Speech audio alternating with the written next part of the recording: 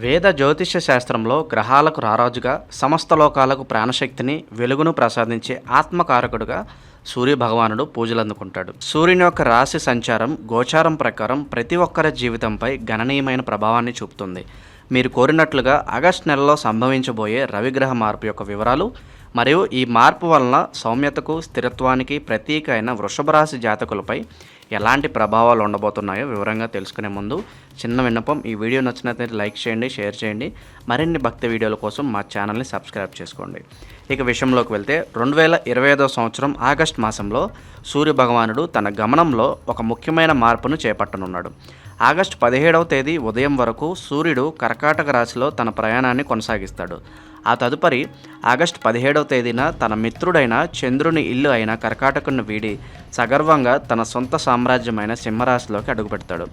గ్రహరాజు తన స్వక్షేత్రంలో ప్రవేశించడం అనేది ఖగోళంలో అత్యంత శక్తివంతమైన పరిణామం. ఈ సింహరాశి సంచారం దాదాపు ఒక నెల పాటు, అంటే సెప్టెంబర్ 17వ తేదీ వరకు కొనసాగుతుంది. ఈ సమయంలో సూర్యుడు పూర్ణ బలంతో తన సహజమైన తేజస్సుతో ప్రకాశిస్తాడు. అయితే ఇంతటి శక్తివంతమైన గ్రహ సంచారం అన్ని రాశులకు ఒకే రకమైన ఫలితాలను ఇవ్వదు. గ్రహం యొక్క బలం ఎంత ముఖ్యమో అది గోచారంలో ఏ స్థానంలో సంచరిస్తుందనేది కూడా అంతే ముఖ్యం. వృషభ రాశి జాతకులకు అధిపతి శుక్రుడు. వీరు సహజంగా శాంతి కామకులు, కళాప్రియులు మరియు స్థిరమైన అభిప్రాయాలు కలిగిన వారు. మీ రాశి నుండి చూసినప్పుడు సూర్యుడు ప్రవేశించబోయే సింహరాశి 4వ స్థానం అవుతుంది. జ్యోతిష శాస్త్రంలో 4వ స్థానాన్ని కేంద్ర స్థానమని, అలాగే సుఖస్థానం అని పిలుస్తారు. ఇది మన జీవితంలోని అత్యంత ముఖ్యమైన అంశాలైన తల్లి, గృహం, కుటుంబ సౌఖ్యం, వాహనాలు, భూమి, ఆస్తులు, విద్య మరియు ప్రాథమిక సంతోషాన్ని, మానసిక ప్రశాంతతను సూచిస్తుంది. అయితే సూర్యుడు తేజస్సుని ఇచ్చే శుభగ్రహమే అయినప్పటికీ జ్యోతిష్య పరిభాషలో దానిని కొంత క్రూర గ్రహం లేదా ఉష్ణగ్రహంగా పరిగణిస్తారు. అటువంటి ఉష్ణ ప్రకృతి కలిగిన సూర్యుడు సున్నితమైన సుఖస్థానమైన 4వ ఇంట్లో అది తన పూర్తి బలంతో సంచరించడం అనేది ఒక కత్తి మీద సాము లాంటిది. ఇది కొన్ని సానుకూల ఫలితాలను ఇచ్చినప్పటికీ ఎక్కువగా సవాళ్లతో కూడిన ఫలితాలను ఇచ్చే అవకాశం ఉంది. ఈ నెల రోజుల కాలంలో వృషభ రాశి వారు తమ గృహ, కుటుంబ జీవితంలో మరియు మానసిక ప్రశాంతత విషయంలో కొన్ని ఒడిదుడుకులను ఎదుర్కోవాల్సి రావచ్చు. ఈ ప్రభావాలను వివరంగా చూద్దాం. కుటుంబ జీవితం మరియు గృహ సౌఖ్యం విషయంలో ఈ సంచారం కొంత ప్రతికూలంగా ఉండే అవకాశం ఉంది. 4వ ఇల్లు మన ఇంటిని, మన కుటుంబంలోని ప్రశాంత వాతావరణాన్ని సూచిస్తుంది.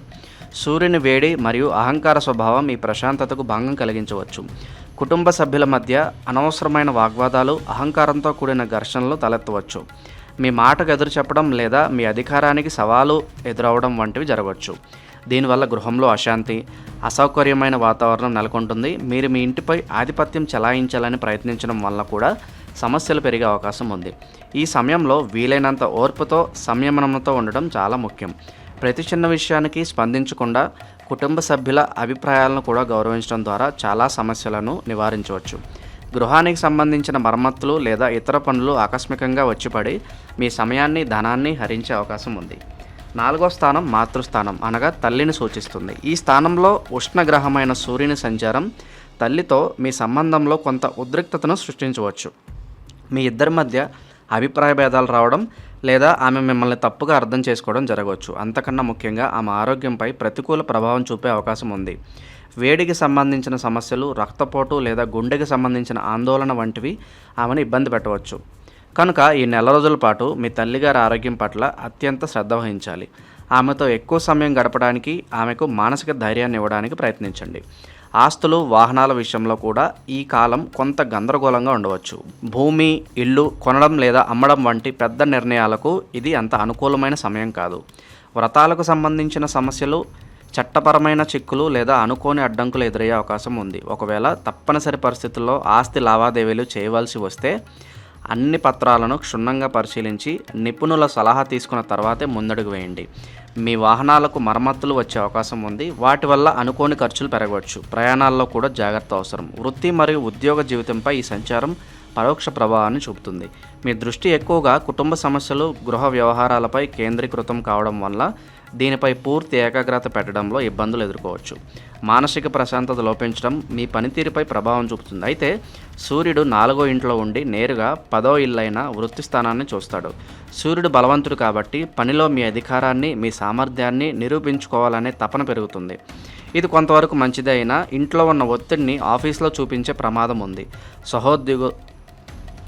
Cut repeat. తోటి ఉద్యోగులతో, పై అధికారులతో వ్యవహరించేటప్పుడు జాగ్రత్తగా ఉండాలి. పనికి, వ్యక్తిగత జీవితానికి మధ్య సమతుల్యతను సాధించడం ఈ నెలలో మీకు అతిపెద్ద సవాలుగా ఉంటుంది.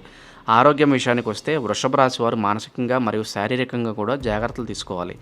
4వ ఇల్లు ఛాతి భాగాన్ని, గుండెని సూచిస్తుంది. సూర్యుడి వేడి వలన ఈ భాగాలలో సమస్యలు అంటే ఛాతీలో మంట, ఎసిడిటీ, అధిక రక్తపోటు వంటివి ఇబ్బంది పెట్టవచ్చు. అంతకన్నా ముఖ్యంగా మానసిక ఆరోగ్యంపై ప్రభావం ఎక్కువగా ఉంటుంది. కారణం లేకుండానే ఒక రకమైన ఆందోళన, అశాంతి, అసంతృప్తి వంటి భావనలు కలగవచ్చు. రాత్రుల్లో నిద్ర సరిగా పట్టకపోవడం, పదే పదే చెడు ఆలోచనలు రావడం జరగవచ్చు. ఈ ప్రతికూల ప్రభావాలను అధిగమించడానికి యోగా, ధ్యానం, ప్రాణాయామం వంటివి మీ దినచర్యలో భాగం చేసుకోవడం చాలా అవసరం.